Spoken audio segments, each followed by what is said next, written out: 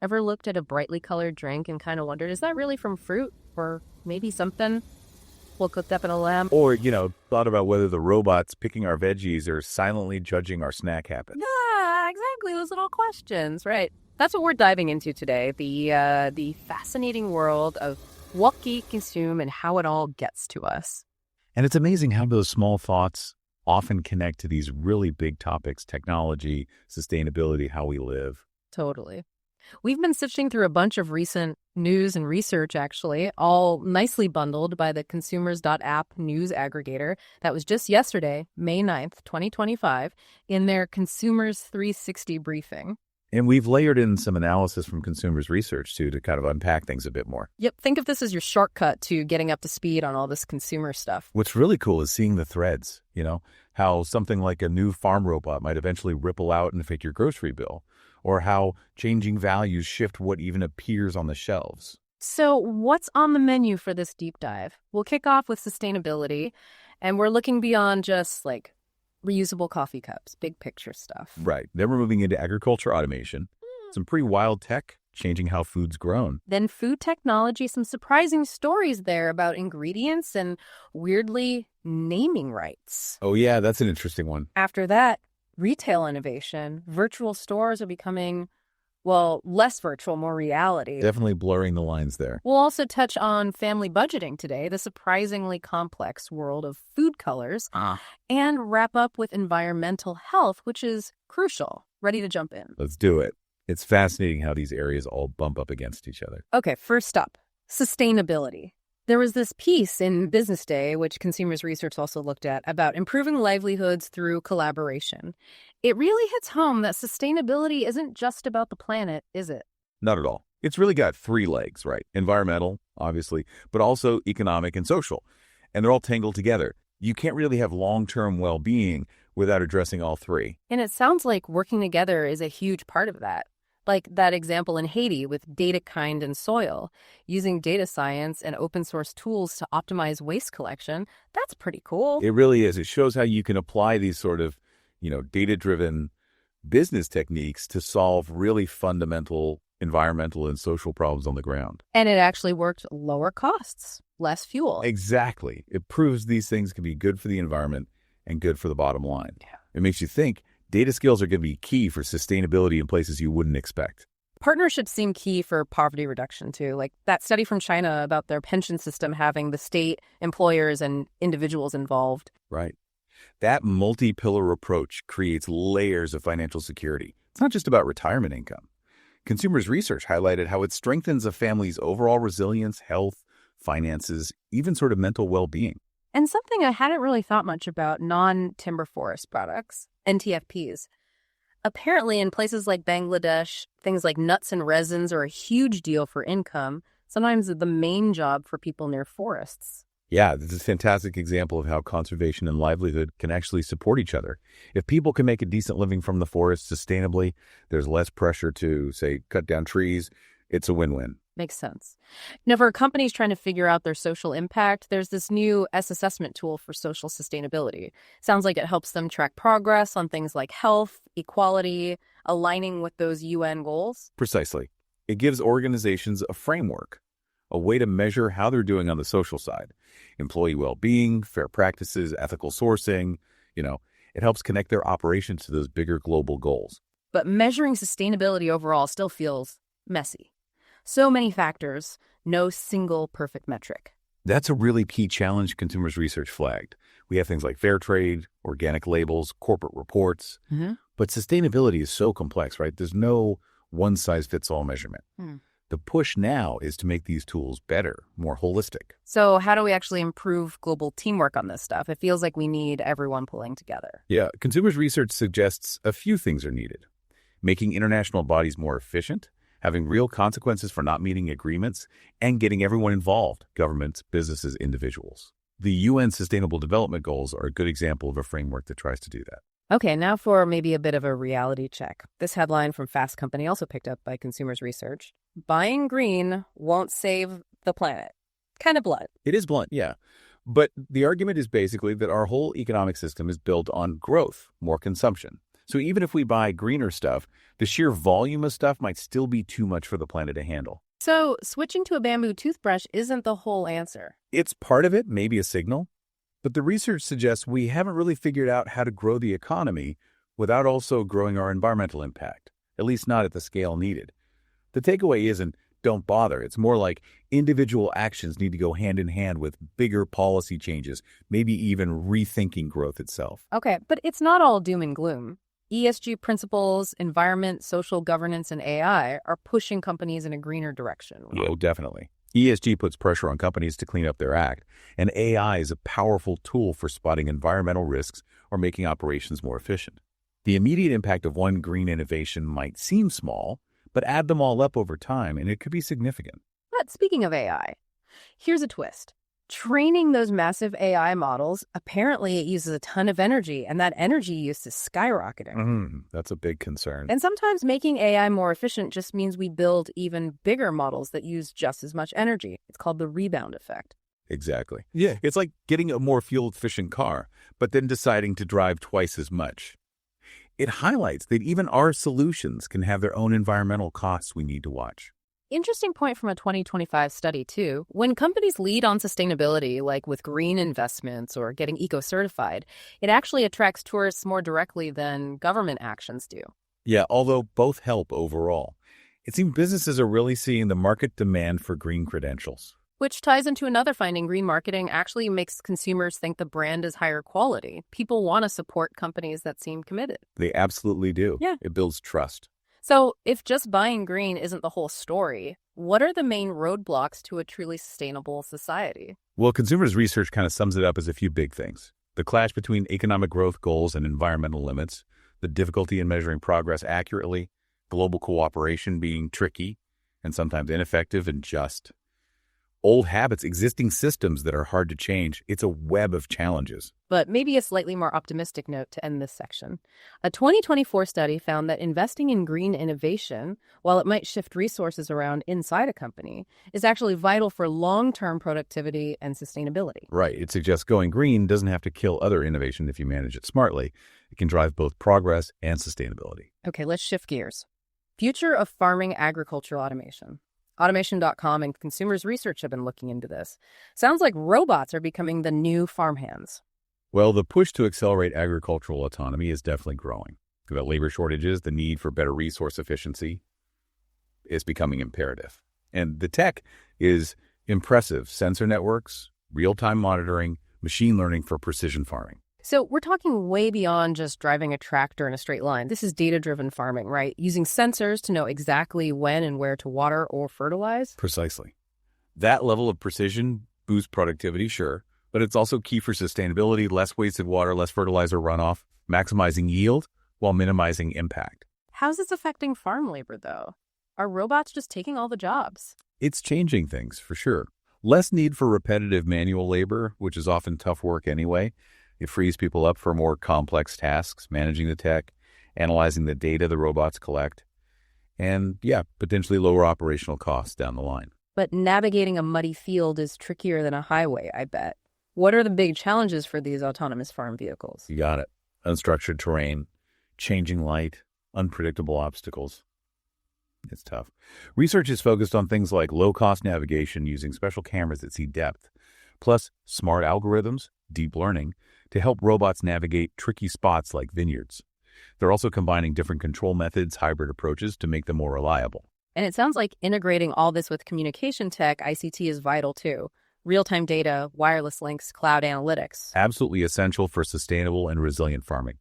Imagine getting phone alerts about crop diseases before they spread, or irrigation systems automatically adjusting based on real-time soil moisture data.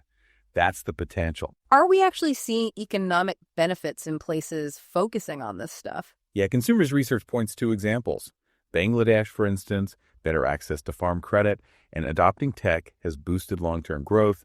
And Russia, driven by sanctions to innovate, has increased its food production and become less reliant on imports. But what about the downsides? More tech means more energy use, right? Electronic waste. That's the critical question. There's definitely potential for higher energy demand, e-waste from old equipment.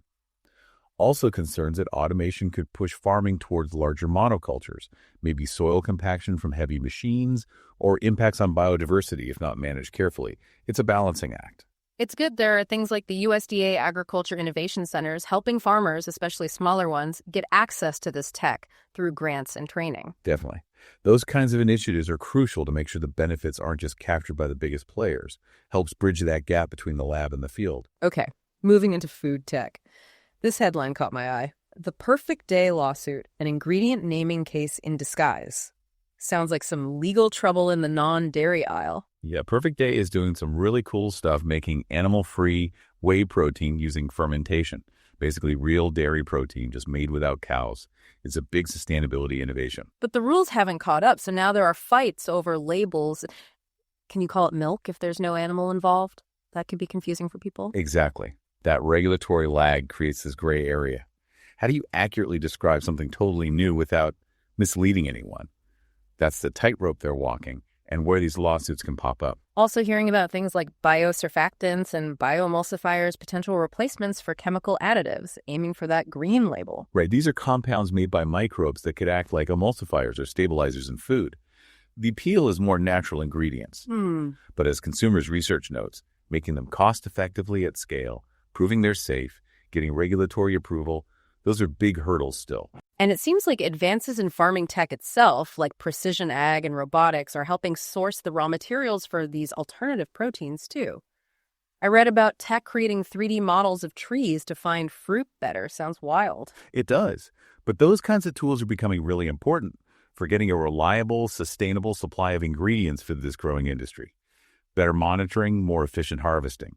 So what are the biggest roadblocks to getting things like those biosurfactants into our food?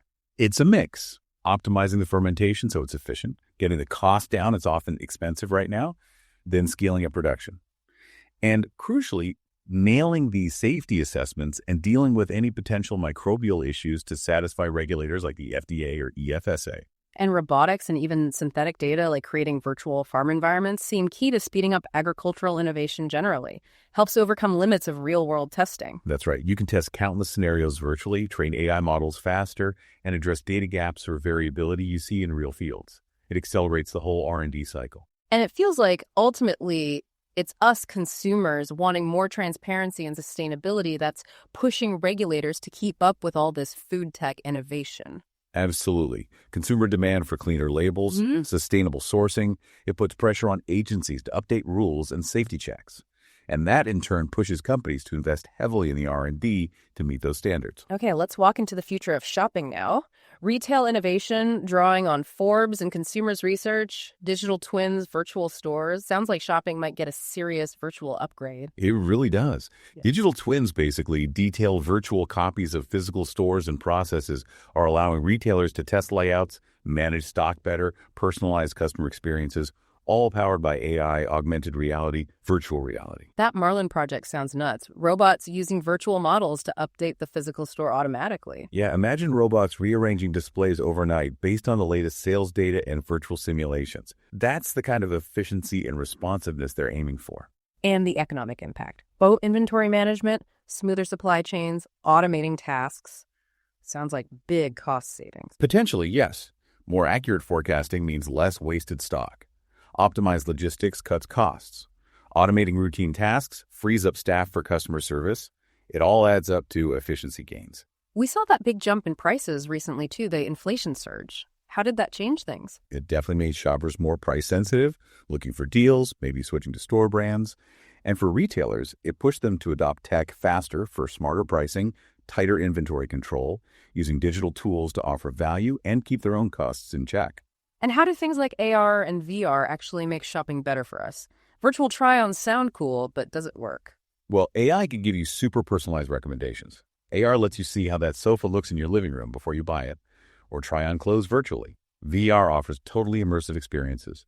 Retailers are seeing benefits like people spending more time browsing online, fewer returns because customers make better choices up front, and ultimately, more sales. But building these digital twins and virtual stores must be expensive and complicated, right?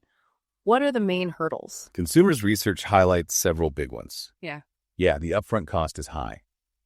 Integrating it all with existing systems is complex.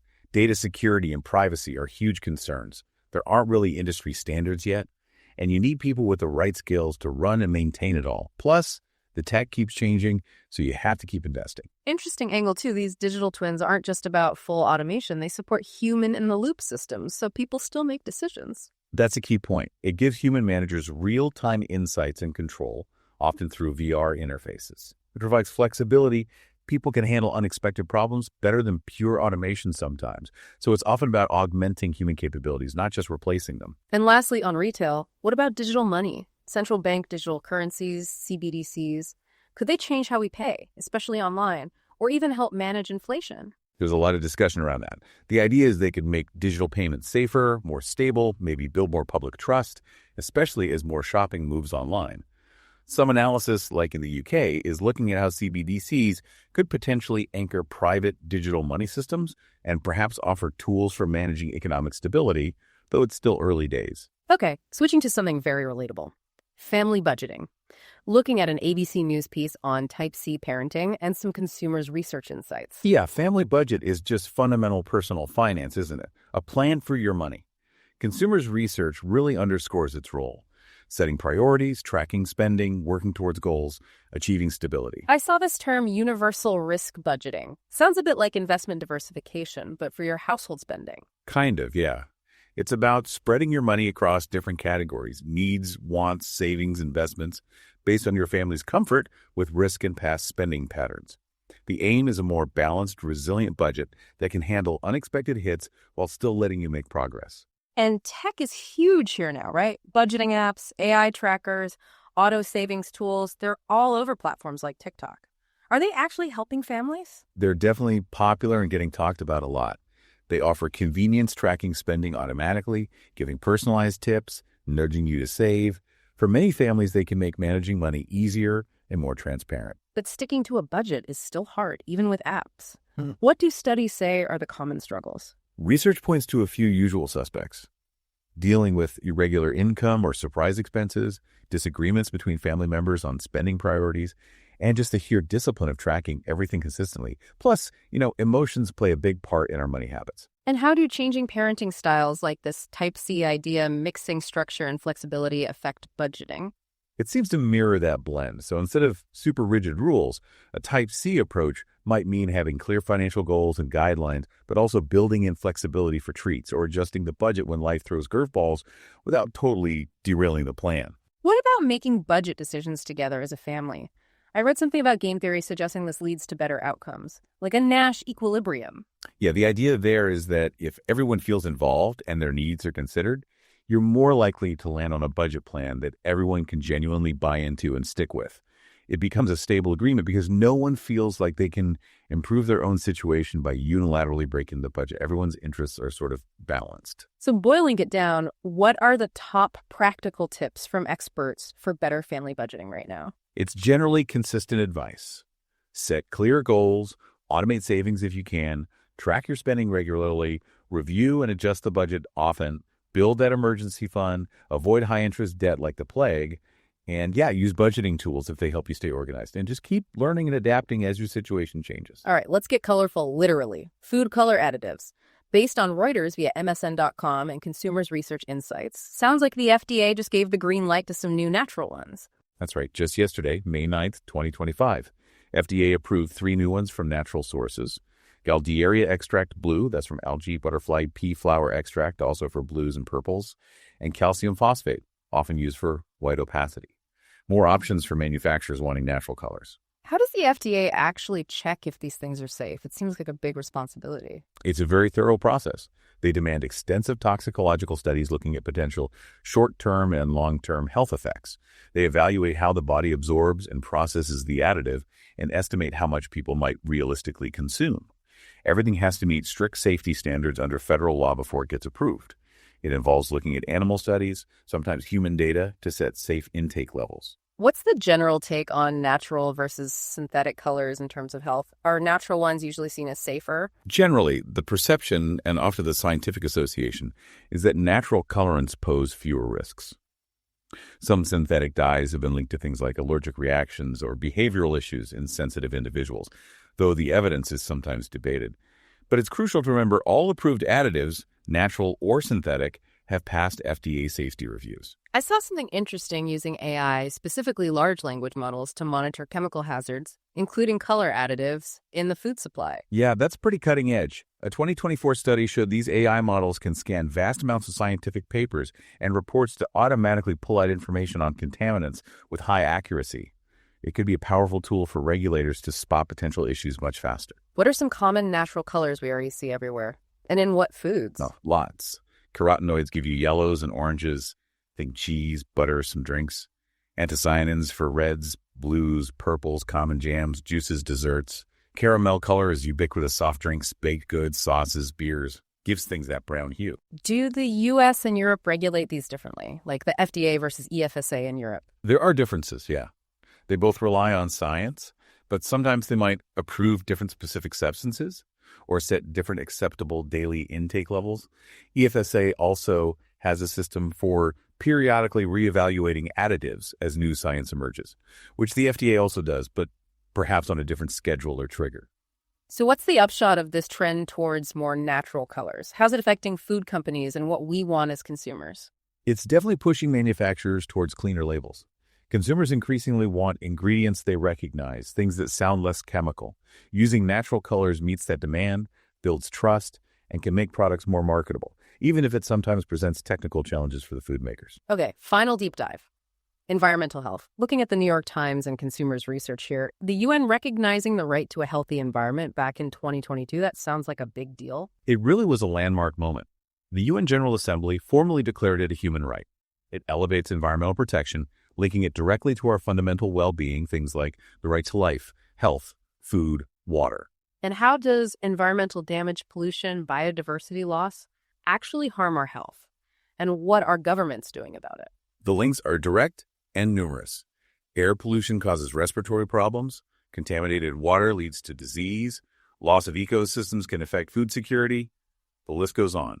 Governments respond with regulations, pollution limits, conservation areas, but also restoration projects, and sometimes supporting environmental groups doing advocacy work. Fascinating that AI is even popping up here, helping promote healthy behaviors. A study showed AI agents in VR influencing snack choices. Yeah, that 2024 study was intriguing.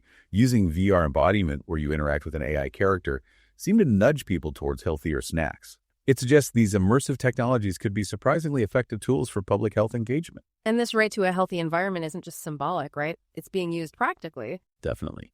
Environmental defenders and legal groups are increasingly using it as a basis for lawsuits and advocacy, arguing that governments and corporations have a duty to protect the environment to uphold fundamental human rights.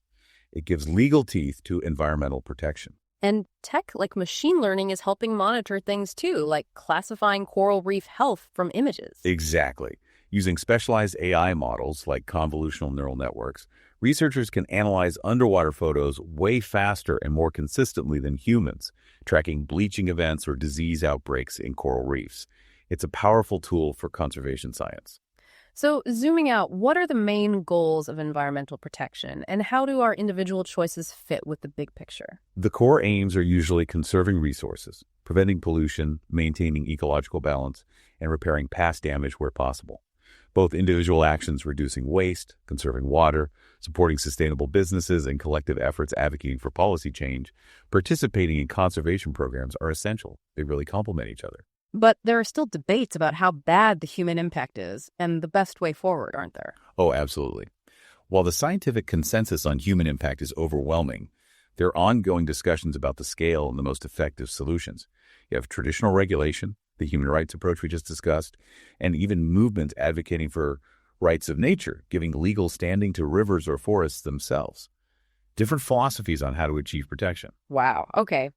We have definitely covered a lot of ground today. Sustainability, robots in fields, virtual shopping, food colors. It's just incredible how much is changing in the consumer world. It really is. And what strikes me is how interconnected it all is. Sustainability pushes tech innovation, which changes retail, which impacts our budgets. It's all linked. Totally. We saw how collaboration is crucial for big problems, how tech is a double-edged sword sometimes, transforming things but bringing new challenges, and how consumer demand what you want is a really powerful force shaping products and policies. We hope this dive into the Consumers.App briefing from May 9th and the Consumers Research Analysis has given you a useful overview. Maybe spark some new thoughts for the next time you're deciding what to buy. Thanks so much for joining us for this deep dive. Now, one last thing to ponder. With all these shifts in tech, sustainability awareness, how we shop, how we eat, what single, maybe unexpected invention or trend do you think will most surprise us with its impact on our daily lives in the next, say, 5 years?